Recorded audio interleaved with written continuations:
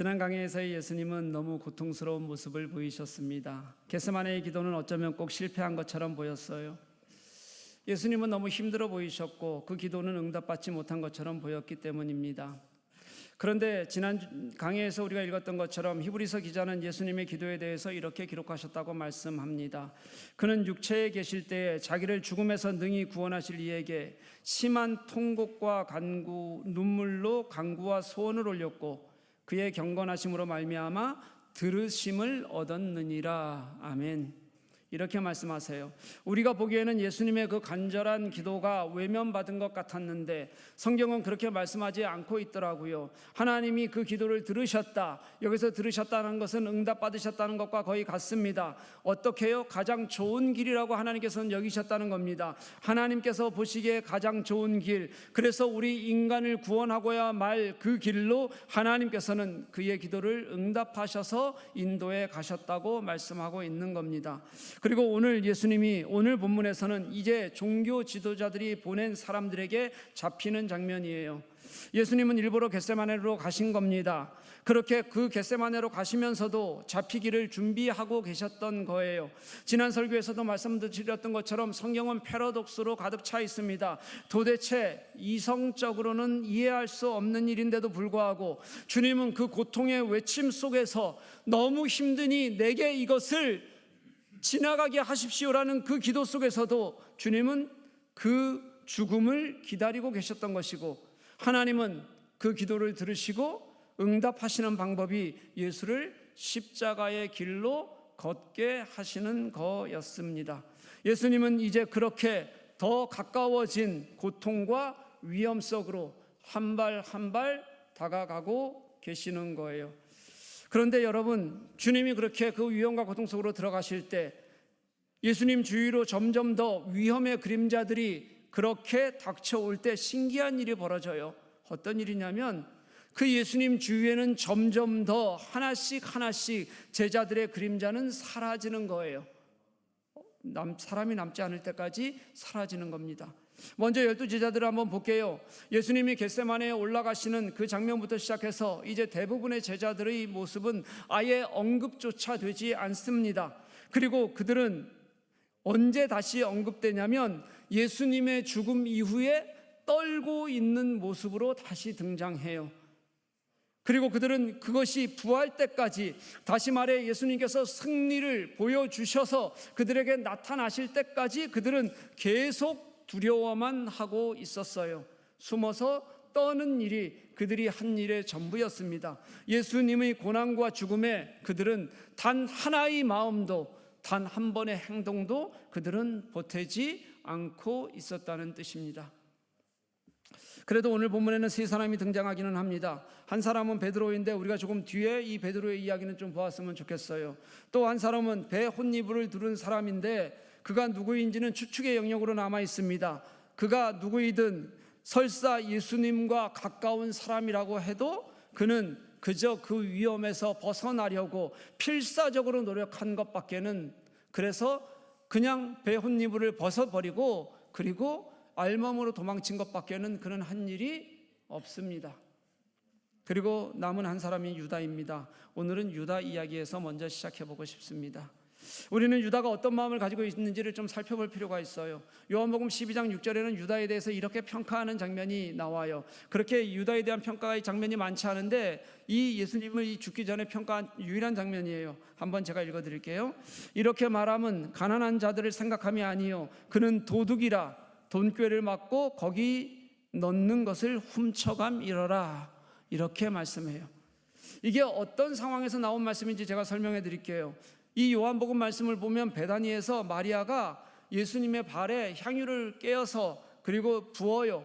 그리고 자신의 머리로 예수님의 발을 닦는 사건이 있었어요. 그때 이 발을 닦는 그 마리아를 보고 그때 유다가 나서서 하는 얘기가 그 비싼 향유를 왜 깨어서 소비하느냐, 그것을 팔아서 가난한 사람들에게 나누어 주지 그랬느냐, 그렇게 책망을 하는 거예요. 여러분, 일면 맞는 말 같잖아요. 예수님은 늘 가난한 사람들과 함께 하셨거든요. 그게 예수님의 마음이셨으니까 그게 맞는 말 같아요. 그런데 성경은 이 유다의 말을 배척해 버려요. 뭐라고 얘기하냐면 그가 거짓말을 하고 있다는 거예요. 유다가 그렇게 말한 것은 가난한 자를 생각한 것이 아니라 그는 도둑이어서 돈꾀에 있는 돈을 훔쳐가는 사람이었기 때문에 그는 그렇게 말하는 것이다 라고 그렇게 설명하고 있다는 겁니다. 여러분, 이 정도 보면 유다는 최악의 인물입니다. 제가 왜 유다를 최악이라고 말하냐면요, 우리는 제자들이 처음 예수님을 따를 때 모습을 알아요. 그래도 그들은 자기의 것을 버려두고 예수님을 따랐던 그런 사람들이었어요. 물론 이유는 있지요. 그들이 그저 예수님이 너무 좋아서 그런 건 아니었어요. 예수께서 공생애를 시작하시고 나서 병자들을 고치시고 가르침에 놀라운 권면 능력을 예수님께서는 권위를 보여주셨어요. 그리고 예수님이 가시는 곳마다 온갖 능력이 드러났어요. 그러자 사람들이 구름대처럼 몰려들었습니다. 그렇게 예수님이 군중을 휘어잡으면서 많은 사람들이 어떻게 생각했냐면 예수는 구약에 예언된 메시아다라는 생각을 가졌어요. 로마의 압제에서 우리 이스라엘을 해방하고 다시 세울 메시아, 그분이 오신 것 같다는 생각을 사람들이 가졌다는 거예요.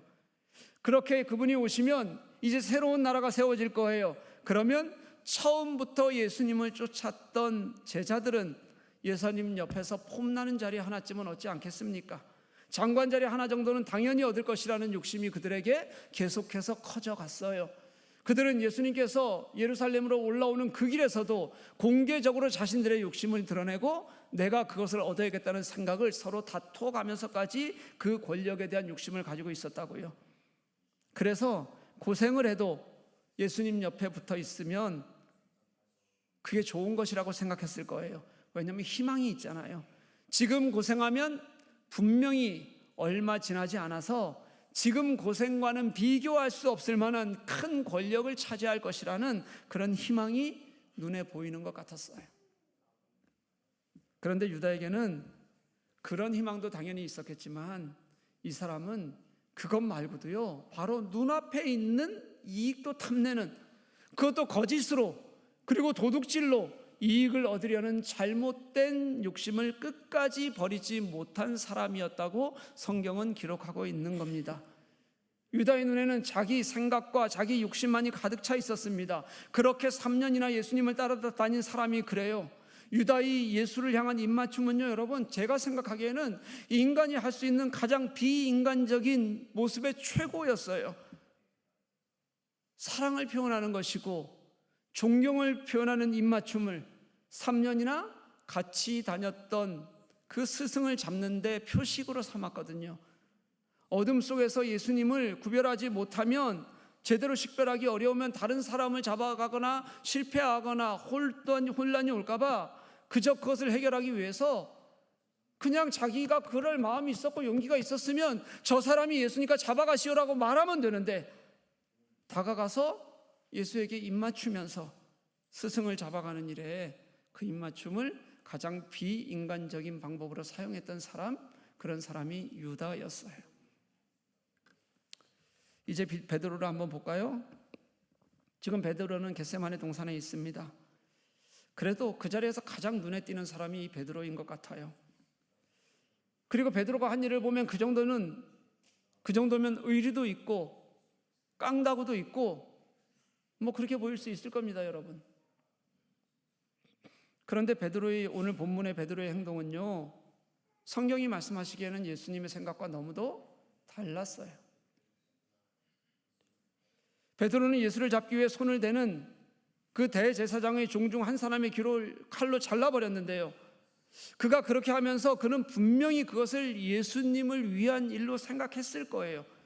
여러분, 우리가 생각해보면 그건 굉장히 용기 있는 일이 맞습니다. 그래도 뭔가 하려고 했잖아요. 그것도 자신도 위험해질 수 있는 상황에서, 자신도 같이 잡힐 수 있는 상황에서 먼저 나선 거였어요. 그런데 성경은 그게 예수님이 원하시는 방법이 아니었다고 말하는 겁니다. 주님의 마음이 아니었다는 거예요. 주님을 반대하는 일이었다고 그렇게 얘기해요. 여러분, 그럼 우리는 이렇게 말해볼 수 있을 거예요. 아니, 그럼 도대체 우리 보고 뭐 하라는 겁니까? 도망가면 도망갔다고 뭐라고 하고요, 또 앞서서 용기 내서 싸우면 싸운다고 뭐라 그러고요, 지금 그 자리에서 이 베드로가 할 수 있는 일은 뭐라고 생각하십니까? 보세요. 지금 그 자리에는 이 베드로 말고도 또 두 사람이 더 있었어요. 누가 더 있었어요?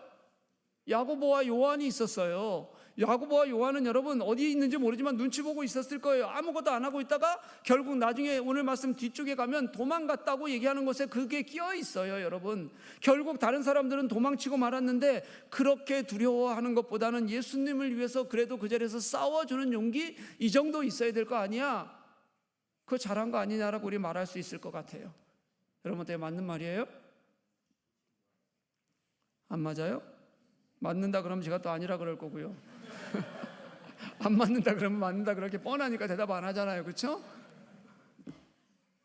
예, 맞는 말인 것 같아요. 그런데 여러분, 그들의 가장 큰 문제는 뭐냐면 예수님의 마음을 몰랐다는 데 있어요. 예수님은 그걸 원한 것이 아니었다는 것을 몰랐다는 거예요. 원래 예수님은 그들에게 원하는 것이 있었어요. 뭐였냐면 당신이 그렇게 고통 중에 기도하실 때 함께 기도해 달라고 그들에게 분명히 간곡하게 부탁하셨어요. 여러분 잘 생각해야 됩니다. 내가 보기에 좋은 것, 내 소견에 좋은 것을 하나님이 기뻐하시는 일이라고 우리는 착각할 때가 진짜 많아요. 그러면서도 예수님이 그렇게 정말 원하셨던 것, 간절히 원하시는 것에는 반응하지 않으면서도 나는 내 생각이 괜찮다고 생각하니 그 반응하지 않는 것은 괜찮은 것처럼 여겨서 나는 괜찮은 신자처럼 생각하는 사람들이 너무 많아요. 베드로는 나를 위해서 기도해달라, 너희를 위해 걸어가는 이 길에 나를 위해서 제발 좀 기도해달라는 그 간절한 마음이라도 보태달라는 그 예수님의 간절함에 응답조차 하지 않았어요. 그냥 자버렸어요. 베드로의 실패의 이유는 그겁니다. 주님의 마음과 뜻이 아니라 내가 하고 싶은 대로 하는 것, 그게 잘하는 것으로 생각한 것, 이게 베드로의 실패의 원인이었어요. 정말 간절한 주님의 요청에는 응답하지 않으면서도 그냥 잠을 자면서도 나는 이만하면 잘하는 거야, 나는 주님 옆에 있는 것이 너무 잘하는 거야 라고 괜찮다고 생각한 것, 그게 베드로의 실패의 원인이었어요. 그런 베드로가 나중에는 어떻게 되었는지 우리가 알고 있지 않습니까? 오늘 다음으로 이어지는 본문의 베드로는 그래도 또 예수님 주위를 얼쩡거리다가 결국 예수님을 3번이나 저주하고 맹세하고 부인하는 상황까지 자신을 버려두게 돼요. 베드로는 여러분 아마 그랬을 것 같아요. 예수님이 잡히기 전까지는 그래도 자신이 그 앞을 가로막으면 예수님은 붙잡히지 않을 줄 알았을 거라고 그렇게 생각했을 거예요. 아마도요. 왜냐하면 지금까지도 종교 지도자들의 수많은 도전이 있었지만 예수님은 그것을 가볍게 이겨버리셨어요. 그걸 베드로는 떠올렸을 거예요. 그러니 지금 어쩌면 내가 지금 나서는 것이 유일하게 예수님 앞을 막아섰던 제자로서의 영웅서사를 만들 기회로 여겼을지도 몰라요. 그래, 네가 마지막까지 나를 지켰다, 그 말이 그에게는 필요했을지도 모르겠어요. 그래서 그 예수 앞을 막았는데, 근데 그 예수가 아무 힘도 없이 잡혀버렸단 말이죠.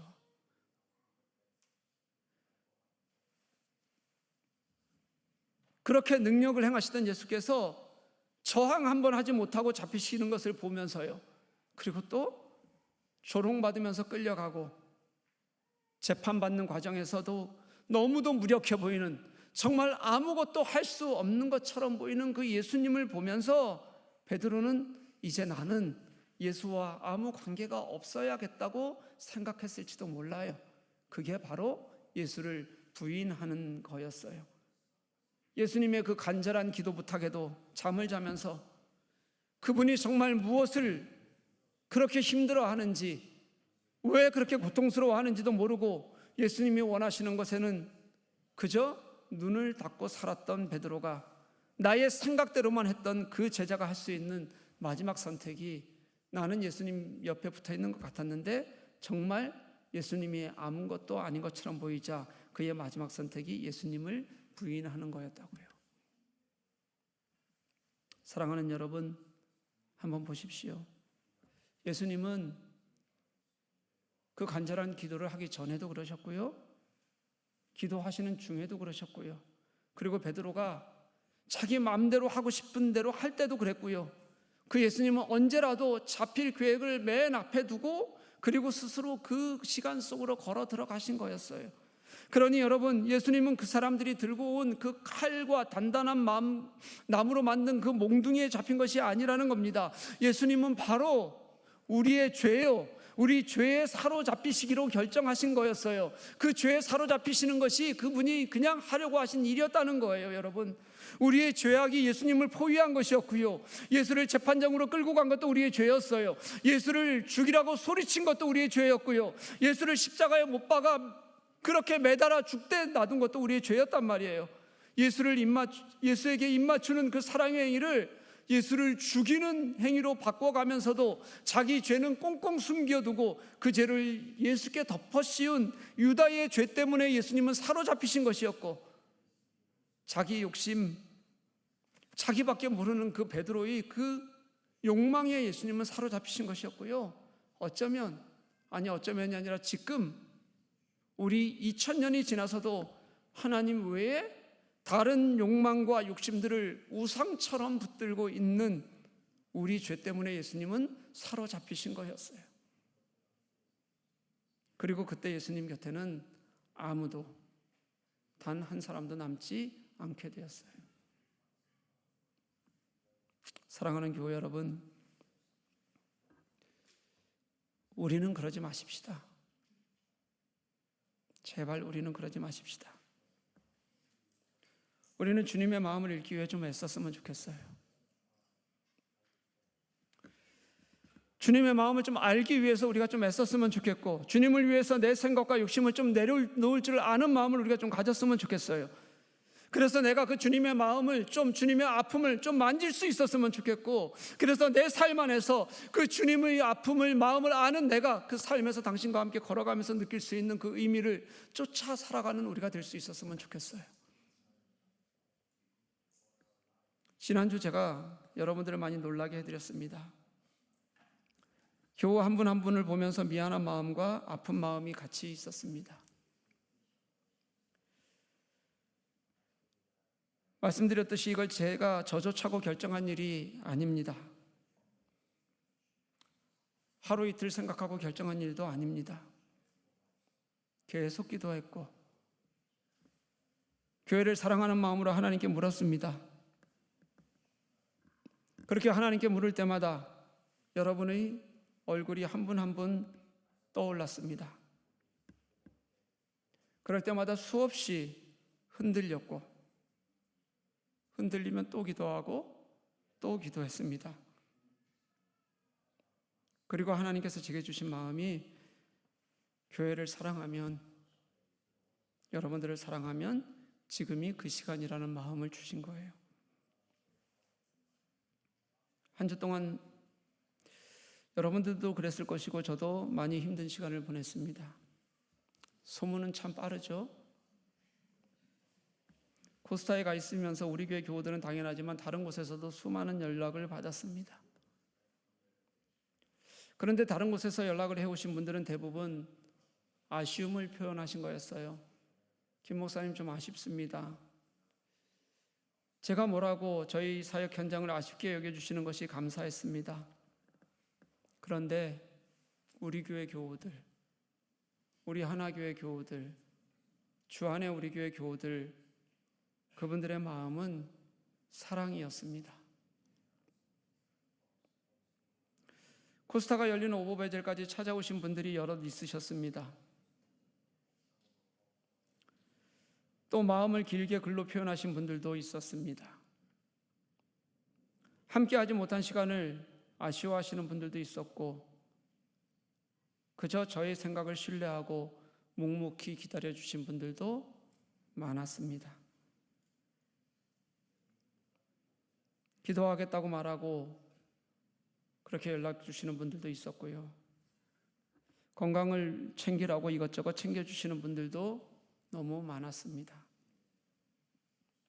그런데 여러분, 왜 죽을 주십니까?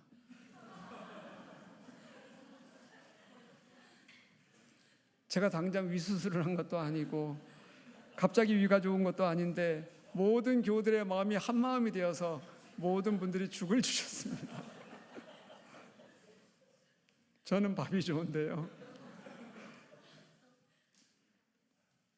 밥을 주세요. 그것도 간이 세지 않은 것으로 주십시오. 간이 센 것을 주시면 우리 예리가 다 먹습니다. 맛있다고. 간이 없는 걸 주셔야 맛없다고 안 먹어서 제가 오롯이 먹을 수가 있습니다. 근데 진짜 주시면 안 돼요, 여러분. 왜냐하면 지금 여러분이 가져다 주신 것이 딱 제가 한국 방문하기 전까지 먹을 수 있는 양이에요. 더 가져오시면 이제 어떻게 되냐면 버리고 가야 돼요. 그러니까 이제 오늘로 끝입니다. 그만큼이면 돼요. 그냥 홀로 묵묵히 교회를 위해서 기도하시는 분들은 더 많았을 거라고 저는 그렇게 생각해요. 하나님께서 우리 교회를 하나님의 뜻 안에 세워주실 것을 믿으며 그렇게 기도하셨을 겁니다. 이렇게 일주일을 보내면서 제가 느낀 게 또 감사였어요. 여러분, 성경에 누구도 혼자 일한 사람은 없어요. 다 동역자가 있었고 그 동역자들의 보이는 수고, 보이지 않는 수고가 그들의 수고와 헌신이 하나님의 일을 함께 만들어 갔던 겁니다. 사람을 사용하시는 하나님은 한 사람을 사용하시는 것이 아니라 동역자들과 함께 당신의 나라를 이루어가게 하셨습니다. 성경이 어떤 위대한 사람도 혼자는 아니었어요. 정말 같이 하는 사람들이 그를 돕고 기도하며 함께 하였기 때문에 그들에게는 그 놀라운 하나님의 역사가 이루어졌습니다. 우리 교회도 그렇게 세워져 왔습니다. 제게도 여러분들이 그런 동역자였습니다. 여러분들은 제게 너무 신실한 동역자였고 같이 기도하는 동역자였습니다. 서로 사랑하고 믿고 의지하면서 보이지 않는 곳을 함께 걸어갔던 그런 동역자였습니다. 제가 여러분 이렇게 사역을 은퇴하고 교회를 떠날 수 있겠다 마음 결국은 먹게 해주신 것도 여러분들이 우리 교회 교우들이기 때문입니다. 여러분의 사람의 생각이 아니라 여러분이 하나님의 뜻, 하나님의 마음을 먼저 찾고 듣고 그 길을 걸어갈 것이라고 저는 믿고 있기 때문입니다. 우리 교회는 보이지 않는 것들을 쫓아왔습니다. 보이는 것들만 쫓아왔던 교회가 아닙니다. 다른 이들이 가보지 않은 길을 서로 격려하면서 걸어왔고 그 은혜를 함께 누릴 줄 아는 공동체로 지금까지 세워져 왔습니다. 아무런 빛도 영광도 없는 곳에서 그저 마음 다해 섬기며 땀 흘리는 것을 여러분들은 좋아했고 그렇게 함께 세워가는 공동체를 기뻐했습니다. 때로는 힘들고 거친 길이었는데 분명히 그랬는데 함께 걸으니까 그게 힘이 되고 웃는 얼굴을 서로에게 보일 수 있는 그런 여유도 여러분들이 함께하기 때문에 가지고 있는 힘이었습니다. 우리에게 보이지 않는 길도 하나님의 뜻이라고 믿고 발을 내디디면 그곳에서 길을 내시는 하나님을 우리는 분명히 경험하면서 지금까지 이 자리를 걸어왔다고 저는 확신합니다. 저는 그렇게 우리 주님께서 우리에게 주신 마음을 가지고 우리가 주님을 향한 우리 교우들의 마음을 저는 신뢰하고 믿습니다. 이제 하나님은 여러분을 통해서 더 아름답고 놀라운 일을 해 가실 것이라고 저는 확신합니다. 여러분들의 얼굴을 이렇게 떠올려 보는데 여러분들이 했던 모든 시간들이 그 헌신의 손길이 사랑이었다는 것을 알겠더라고요. 그렇게 주님의 교회를 섬기시면 되는 거예요. 제가 이제 화요일 날 한국에 가서 3주간 교회를 비우고 3주 있다가 돌아오겠습니다. 그때 제가 없는 동안 여러분, 우리가 해야 할 것은 하나님께서 우리에게 원하시는 것은 먼저 기도하는 일입니다. 그리고 하나님이 우리 교회를 단단히 세워져 가게 하실 것을 소망하면서 기다리는 일입니다. 말하기보다 먼저 기도하고 내 생각을 앞세우기보다 서로 더 보듬어주고 지금을 보기보다 내일을 더 소망하면서 잠잠히 교회를 사랑하는 마음을 보여주셨으면 좋겠습니다. 할 수 있으시죠? 그리고 제가 돌아오면 함께 더 많이 예수님을 사랑하십시다. 더 많이 교회를 사랑하십시다. 그리고 더 많이 하나님을 사랑하며 교회를 세워가는 일에 우리 온 마음을 다했으면 좋겠습니다. 그를 위해 필요한 것들을 주님께 맡기었으면 좋겠어요. 그리고 기도하면서 당신의 뜻에 맡기고 물었으면 좋겠어요. 여러분은 지금까지 그렇게 함께 해온 동역자였기 때문에 저는 여러분들을 신뢰하고 그렇게 여러분들과 함께 나머지 시간들을 걸으며 교회를 세워갈 것이라고 확신합니다. 제가 이렇게 여러분들을 떠올리는데 오늘 본문으로 다시 돌아오면서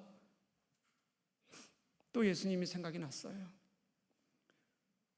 지금까지 우리 교회가 해왔던 일들이 지금까지 그래왔던 것처럼 우리 교회만의 일이 아니라 예수님을 위한 일, 하나님을 위한 일이라는 것을 우리가 분명히 알았으면 좋겠다는 마음을 여러분들에게 전하고 싶어요. 오늘 본문에 예수님은 옆에 아무도 없으셨어요. 혼자셨어요. 예수님 곁에는 당신의 마음을 제대로 이해했던 제자가 단 한 사람도 없었어요. 생각해보면 하나님이 이 땅에 오셔서 자신의 길을 그렇게 지기 위해서, 십자가를 지기 위해서 걸어가시는 그 고난의 길을, 그 하나님을 우리가 도울 수 있기는 있을까 싶기는 해요. 여러분, 그건 누구도 대신할 수 없는 하나님의 일이니까요. 그런데 여러분, 그 십자가의 길을 대신할 수는 없어도 그 고통의 길에, 그 예수님이 간절히 원하셨던 곳에, 간절한 기도에 그저 깨어 있어주는 한 사람, 옆에 있어주는 한 사람은, 그 한 사람 쓰면 좀 있었으면 어땠을까라는 생각이 드는 거예요. 그러면 예수님이 힘이 되지 않으셨을까요? 지금 예수님이 잡히시는 그 순간에 정말 예수님의 마음을 알고 있는 제자 한 명만 있었다면 그럼 예수님은 조금 덜 외롭지 않았을까요? 예수님이 사명을 위한 길에 누군가 그 옆에서 그 손을 잡아주는 한 사람이, 그래서 그 마음을 아는 한 사람이 있었다면 동역의 힘이 되지 않았을까요? 그런데 아니었다고요. 주님은 그때 십자가를 지기까지 늘 혼자셨어요. 사랑하는 교회 여러분, 우리 이제 주님을 홀로 두지 마십시다. 이제 우리는 좀 그러지 말았으면 좋겠어요. 그 고통의 길을 홀로 가시는 것이 예수님 당신의 사명이니 그래야 한다고 그저 합리화하지 말았으면 좋겠어요. 이미 2000년 전 예수님은 그 길을 가셨습니다. 이제 그 2000년 전 그 가신 길을 우리가 응답하기를 원하시고, 우리가 당신과 같은 생각을 품고 같이 걷기를 주님은 원하고 계세요. 그 주님과 같이 좀 살아갔으면 좋겠어요. 그 주님의 마음을 알고 그 주님과 함께 우리가 세워져 갈 때, 그때 우리가 다시 주님이 원하시는 진실한 신자로, 하나님께서 세워가시는 교회로 그렇게 세워질 수 있을 것이라고 저는 그렇게 믿습니다. 그 믿음으로 함께 나아가는 저와 여러분 될 수 있기를 주님의 이름으로 간절히 축복합니다.